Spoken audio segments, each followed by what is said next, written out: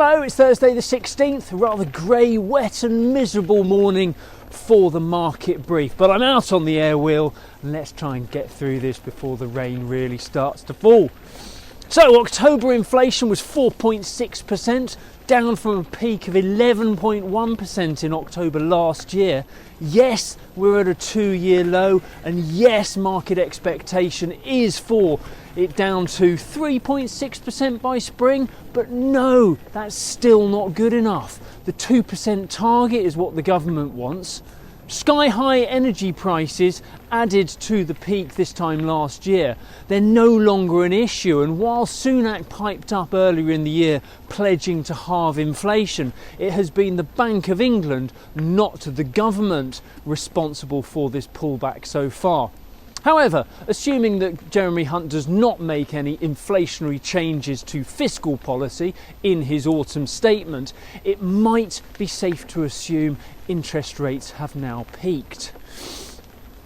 Hands up if you think we'll see a rate cut before the end of Q1. I think it's a bit punchy myself.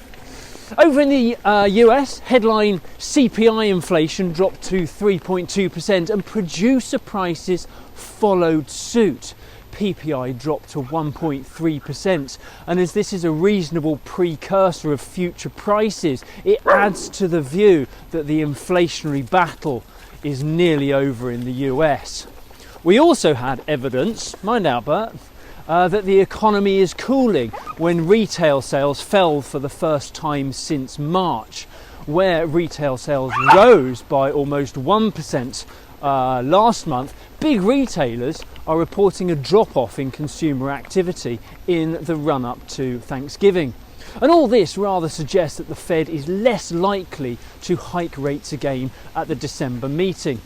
A soft landing is still expected as the most likely outcome for the US economy, but as at the business end of the rate cycle, it may be trickier to deliver as the data points start to head lower.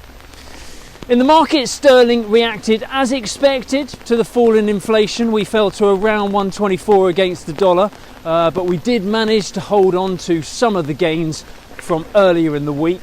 That's as the dollar index peaked around 104.50 yesterday. We kick off this morning from around 123.95 against the dollar. We're about 114.35 against the euro.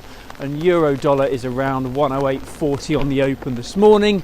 And yes, if it's not clear, I do regret not bringing a brolly.